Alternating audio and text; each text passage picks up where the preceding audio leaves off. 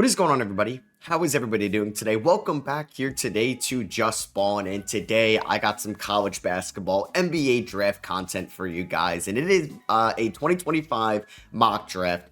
This person's second version, and it's John Fanta's of Fox Sports. Now, John Fanta does some great content, either as a broadcaster and a reporter over there at Fox, and he runs like some great Twitter spaces regarding the Big East, and it's just fantastic content. And I just wanted to talk about college basketball today, and I've never reacted to one of his mock drafts before, or just honestly read any of this before. So I'm excited to kind of dive into this a little bit, see what he has, as we're inching very close to conference tournaments, which is going to start next week. Some mid-major or smaller conferences are starting their tournaments already, and we're just seeing this insane freshman class continue to get even better. There's a sophomore that maybe could go in the top 10 now, and we're going to break that all down. And yeah, if you guys do enjoy the draft content, as always, I do appreciate you dropping a thumbs up. So I do believe, yeah, like I'm definitely going to drop a pre-March Madness mock. I'm not sure if it's going to be on the pod or it's going to be on the Sauce channel, so you're just going to have to wait and see.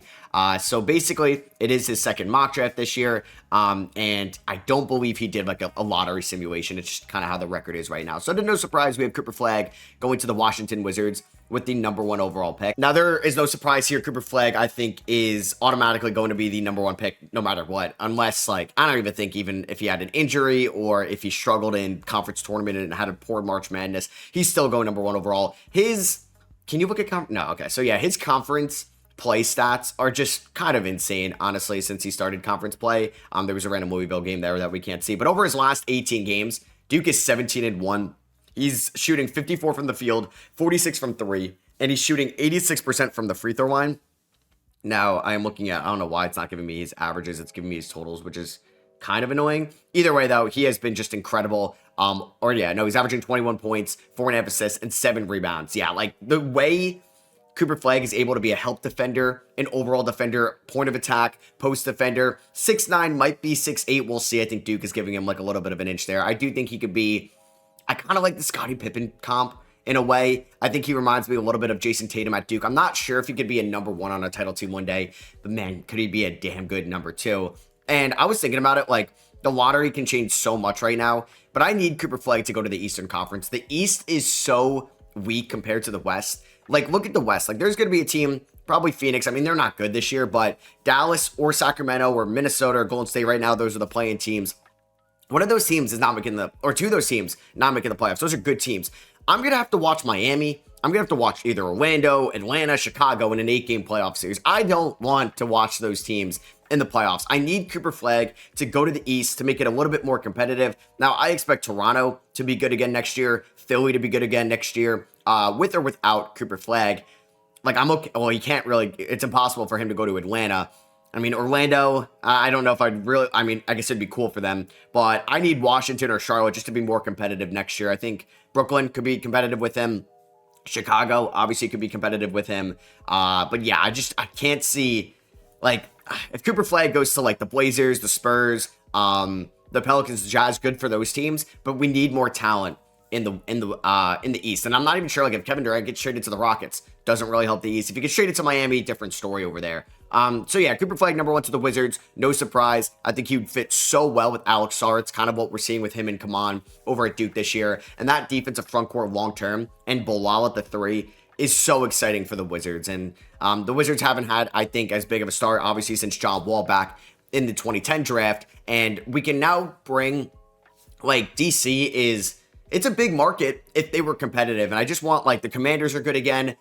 Sorry, I don't really follow the NHL. The Capitals are good, but the Nationals hopefully could be good again with their young core. And then the Wizards can be good. And then we can maybe have, like, DC become a major market again, because you got Boston, you got New York, you got Philly. All these cities feel like big markets.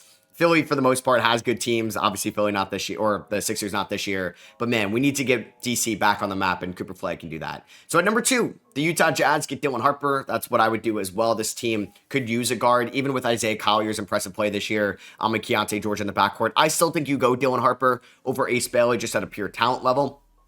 And I think Ace Bailey could make some sense for them to have a scoring wing. I think it's just tough to take Ace over Harper. I think that is an interesting case, though. If it's Utah at 2, Cooper Flagg's off the board. Do you like Harper? Do you like Bailey? More so for this fit going forward. Because I actually think Utah could be one of the more better fits for Ace Bailey. There's not a lot of fits I love in the top 5 for Ace, but I kind of like Ace's fit in Utah under Will Hardy. They can use a scoring wing out there, and I'm not sure if Markkanen's going to be there or not next year, but Dylan Harper is somebody that can be a good combo guard. He can run the 1, he can run the 2, he can get to the rim. He can attack closeouts, navigate the pick and roll, and I think him and Markkanen two-man game could be fun. Him and Walker Kessler two-man game could be fun. And what I love about Harper at 6'6", like, I need the shot to get a little bit more consistent, but I like the form. If that shot could be at least 35% from 3, which is pretty good, 34% I'll take. I think he could play with Isaiah Collier in that backcourt. I think he could play with Keontae George, and that would be still a really good fit for Utah. I would mock that as well. Still, I'm still Harper over Bailey. I think it's more so Bailey or Edgecombe for the number 3 guys. So they have the Pelicans going Ace Bailey. You're basically replacing Brandon Ingram with Ace. I think this is also very interesting. Like, does the emergence of Trey Murphy right now maybe make you take Edgecombe as you're trying to fill in the gaps for this team? Because Ace has been obviously such a polarizing prospect because he's a good shooter. He can hit ridiculously difficult shots, but do you worry about his struggles at getting to the rim? Do you think he's just kind of going to flame out if he's not going to be knocking down shots out of ridiculous efficiency for how difficult these are? Do you think he's going to be good enough as a defender, as a playmaker, as an off-ball player, or is he somebody that needs the ball in his hands? And that's not really going to happen that much in New Orleans. There's still a lot of mouths to feed down there. So I think I would like Edgecombe a little bit more for New Orleans, and I would take a Baylor player in the first round, back-to-back drafts for New Orleans with Yves Missi as a first-round pick last year. But I think Edgecombe, with his size, with his defensive ability at the point of attack, man, you can run some really fun lineups out there. I mean, if you're gonna miss DeJounte Murray for, I'm not sure how many games he's gonna miss next year, but say it's 20 games at the start of the year or something like that as he recovers from an Achilles tear. You run Point Zion out there with Edgecombe and his 3-and-D complementary skills next to Zion with Trey Murphy, Herb Jones, and Yves Missi. Now that is something. And VJ Edgecombe is very similar to a shooter as Ace Bailey, and I just think I like Edgecombe's all-around game a little bit more than Ace. So I do disagree with Fanta's mock here. More so, I would like Edgecombe over Bailey in general. Charlotte, okay. Also, I kind of disagree with this one as well. So he is Trey Johnson, who's been on an absolute tear as of late, going to Charlotte at number 4. Charlotte, once again, has been kind of disappointing this year, at least with their young core, with Miller being out for the year, not looking as good as he did in year 1 at times. LaMelo still suffering from injuries. They were going to trade Mark Williams. That gets resigned. I don't know if he's going to get moved in the offseason. T-John Salon looks like he's still a couple years away. Yeah, it hasn't been the best year for the Charlotte Hornets, and this is a team that needs everything. They need defense, they need scoring, and I just think Edgecombe is a perfect fit in between Miller and LaMelo. High motor, wants to win. That's the competitive nature that they need, and I'm not discrediting Trey Johnson's motor whatsoever, because he has been, like I said, on an absolute tear as of late. In a very good conference. Now, he didn't play super well against Georgia. Like, over Trey Johnson's last 10 games in, like I said, the best conference in the SEC, he is averaging 24.5 points. Like, that's impressive, man. That is impressive, no matter who you are. 3.7 assists, which is encouraging, because I think there was some people that worried about his playmaking a little bit. 3.5 rebounds, 40% from 3, 91% from the free throw line. He is a bucket. Now, I think Charlotte could use that. I think he's, like, got the size to play in between LaMelo and Brandon Miller. I just think I like Edgecombe a little bit more for this team because I do worry about Trey Johnson's defense, and Charlotte has been pretty bad defensively this year. There were times when everybody was healthy that they looked somewhat encouraging. And you know what? They're still 15th in defensive rating. So maybe I'm discrediting Charles Lee, what this defense has been this year. I mean, shout out to them being 15th in defensive rating. I didn't think it was that high. I mean, good for them. Maybe they can go and afford to go Trey Johnson. I don't think that rating is going to make too much of a difference in their draft decision, but I just like Edgecombe there at 4. I just like Edgecombe as an overall prospect more than Trey Johnson. So at 5, whoa, okay. I did not expect this. Derek Queen to the Raptors at number 5.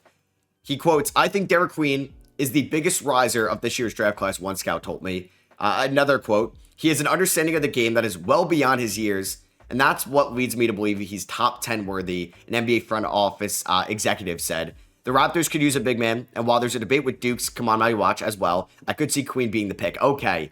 I think for Masai and what we know about him in the past, he says there's some Moses Malone to him a little bit. I I don't like Derek Queen here. I think Derek Queen is still a fringe lottery prospect. Depending on the team, though. It really depends on how the lottery shapes out. Queen, like Trey Johnson, has been on a tear, honestly, all year long. And he's been a very dominant big man for Maryland, who's been one of the best college stories this year. They've been one of the best teams in the Big Ten. They almost had that amazing Michigan State win, and then they lost on a game winner. I think there's been times where he's been inconsistent. He's on a nice little stretch here over his last, 6 games, 29 points, 24 points. He's averaging 19.5 points and 12 rebounds over his last 6 games. But he's a center that is not going to space the floor whatsoever. Do we see those guys go fairly high? Not really. Like, I think Sarr, Wemby, trying to think of just centers that have gone in the top 5 over the last few years. They tend to space the floor, right? They tend to space the floor, have some type of versatility to them. In 2022, Chet able to space the floor. Jabari, Paolo, at least, I mean, he wasn't like a traditional big. In 2021, Mobley, there was, I guess, hype that he could space the floor. I guess Wiseman was maybe the last one. I just don't think Derek Queen goes 5. I don't think Derek Queen goes ahead of VJ Edgecombe. Would I be shocked if Queen went above? Come on. No. Would I be shocked if he went above Asa or Kasparis? No. Or Kasparis? Kasparis. I've heard people say both ways. But I just don't think Derek Queen goes 5 to Toronto. I would be a little bit disappointed with that. I just don't think he's good enough as a defender. And I don't know if Toronto, like, that's worth the 5th overall pick. I think the upside of Kaman being a bench player behind Jakob for a few years, I could see the vision there. But you could add VJ Edgecombe, which I don't know if Toronto needs that with all their good defenders and their wings. But I would take VJ Edgecombe 100% here, and you move forward. So I disagree with this one more than I disagree with Trey Johnson over VJ Edgecombe. I think Derek Queen's going a couple spots too high. I could hear the reasoning for him going ahead of Kaman. I just can't see him going ahead of VJ Edgecombe right now. Where he is Philadelphia, getting VJ Edgecombe at 6. I think he can go as high as 3. I don't think he goes lower than 5. And Philadelphia, man, they keep their pick in this mock. You have Maxey, McCain, Edgecombe. I love that as a trio for this team. And I think McCain could really, like, hopefully he's going to be okay next year. It was a major injury this year, so you don't know if he's going to look as electric as he did in, like, that 20-game sample size before he went down. But you have Maxey and Edgecombe in the backcourt. I think Edgecombe could really complement Maxey defensively. And then McCain could just be like this microwave spark plug off the bench. And obviously could be inserted into the closing 5. You have Paul George and Embiid. Like, they're not going anywhere, at least right now. And then you have Edwards and Grimes. Like, there's going to be a lot of good wings, a lot of good defensive wings there in Philly. I mean, they get an absolute steal here at number 6. So OKC does not get their pick. At number 7, Brooklyn going Jeremiah Fears. So I do believe, I mean, he has Queen a little bit higher, but I think there is a drop-off after Flagg, Bailey, Harper, Edgecombe. I think there's a drop-off into that next tier. I mean, Trey Johnson is getting close to that tier. I think he solidified himself. He's got Jeremiah Fears ahead of Kasparis Shakuchonis, who has struggled as of late. Fears, I do think, is a little bit of a project, but you know what? Brooklyn is going to be a great situation for him. It looks like Jordi Fernandez is one of the best young coaches in the league, and I think Fears can be a very good playmaking guard. He's got good size, a good ball handle. I would like for him to work on the weak side a little bit with his weak side hand at the rim. I think he could struggle sometimes at the rim. The shot could be in question, but I think there is some potential there, and I like the fit in Brooklyn. 7 is a little high, maybe just over Yakushonis. But if I have Yakushonis going like ahead of Derek Queen, I mean, I would look at Kaman here for Brooklyn. Like, I like that idea, but I just can't have Claxton and Sharp on the team next year. But maybe, like, Sharp's a restricted free agent, and Claxton, they may try to trade. So I think I like Kaman a little bit more than Fears. But honestly, the way that this draft's fallen, I like Kasparis over Fears at 7 to Brooklyn. Chicago getting a big at number 8. Come on, my watch there. The 7'2" freshman at Duke, I think has elite rim protecting potential when it's all said and done.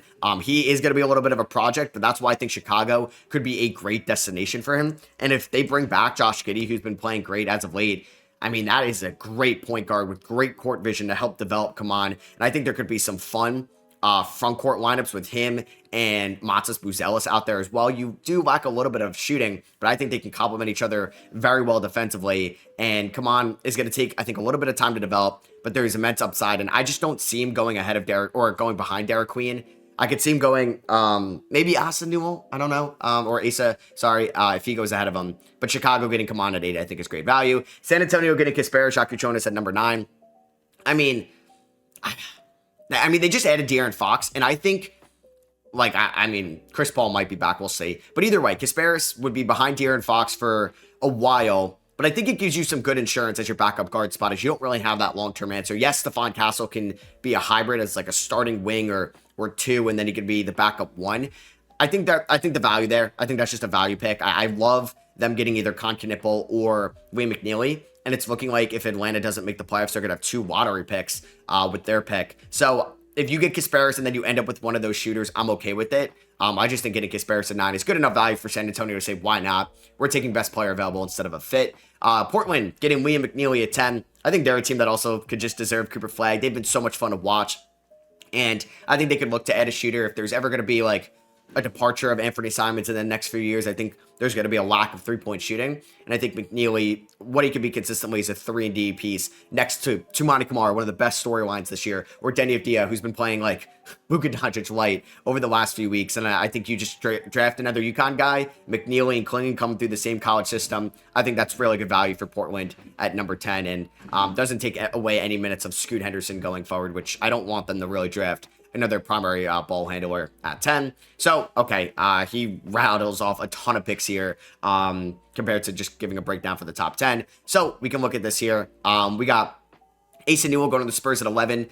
I think I would go Concanipple. I would like to get a shooter. I think Asa and Wemby could have some really fun two-man games, but now you're taking away minutes from Jeremy Sohan and whatever you think he could still be, as he was a former top 10 pick. I think you go Concanipple. I think that's pretty easy because Paris has definitely some floor spacing questions and his shot being consistent. So I would look for Concanipple. I disagree with Asa there. Rockets at 12 getting Con. I mean, if he's there at 12, I would definitely look at Knipple. This team is one of, I haven't actually double checked the 3-point shooting numbers as of late. But if we look at just kind of what they are this year, they are the 4th worst 3-point shooting team this year in terms of 3-point percentage. So yeah, I think they could look to add a shooter. So getting Con could only help them there. Yegor Demon going to Atlanta at 13.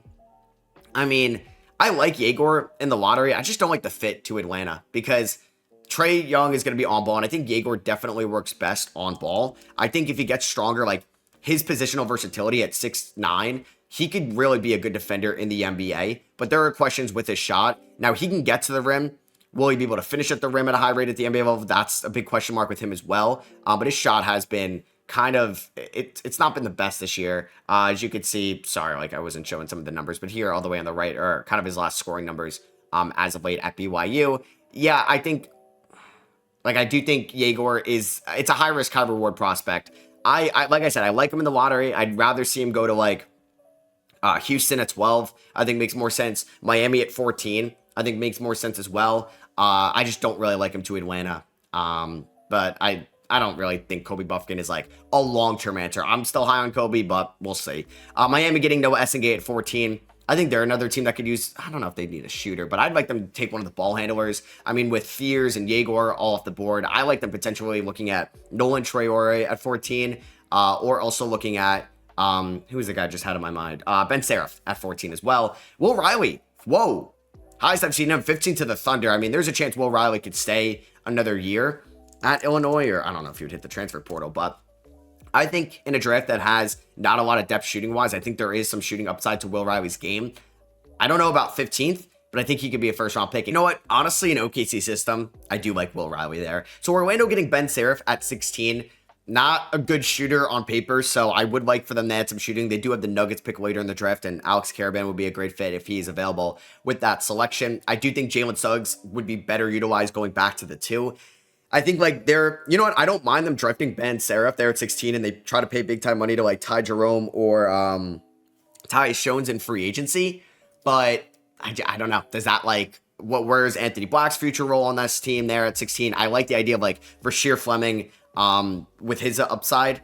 And I can see the vision there. You just hope that Seraph is going to be a good shooter when it's all said and done. Utah getting Carter Bryant at 17. Carter Bryant is very underutilized over there in Arizona, but he's got upside as a 6'8", 3-and-D wing. I wonder, I think he goes in the first round if he declares. I also wouldn't be shocked if he stayed another year in college. Nolan Traore going to the Mavericks at 18. I think they could look for a backup guard behind Kyrie Irving going forward, and Nolan could be that guy at 18. I think him or Ben Seraph could make some sense for Dallas. 19, we have Minnesota via Detroit getting Rasheer Fleming. I love that. There's a chance that either Naz Reid or Randall aren't back on this team next year, one of the guys at least. And I think Fleming brings some stretch for high energy, high motor, can change the game with just one fast break dunk and change the vibe. And I love that in Minnesota. I think Dallas at 18 could make some sense as well. Noah Pendon going to the Thunder at 20.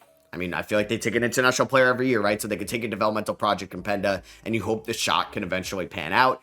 I think that's a little high. I don't love Penda as a top 20 pick. You got the Nets taking Boogie Fland at 21. That also seems kind of high. I mean, I think Fland is like a late first, early second guy who's out for the year at Arkansas. I think it was a wrist injury, but good shooter. Struggles at finishing at the rim, a little bit smaller at 6'2". I think he's honestly more so 6'1", just looking at him.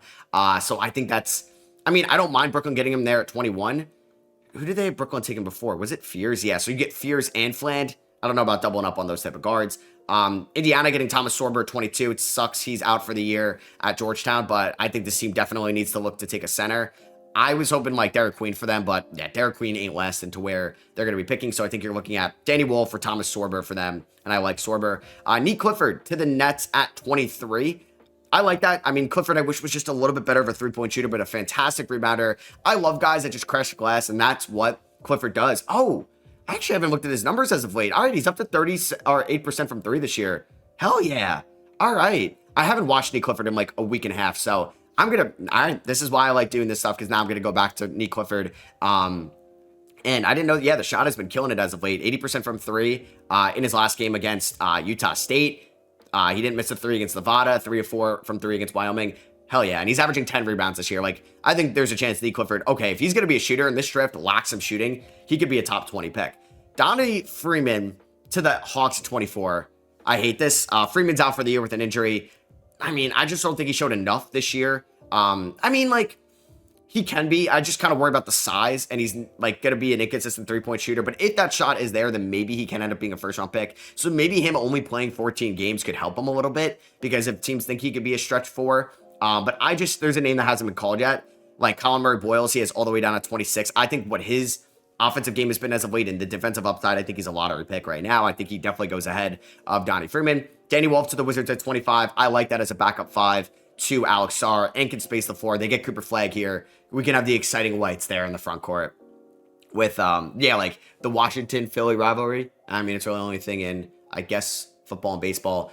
I'm not sure. Once again, hockey knowledge, I lack it. But you can have Danny Wolf and Cooper Flagg there. I was just saying exciting whites like Reed Blankenship and Cooper DeJean there in Philly. We'll see who could trademark it if that happened. Brooklyn gets Colin Murray-Boyles at 26. I mean, that is crazy value. I don't think Colin Murray-Boyles lasts that long with teams just prioritizing defense and perimeter defense, and he's been on a tear offensively as of late. Great game against Arkansas. Great game going up against like Mark Mitchell and Missouri.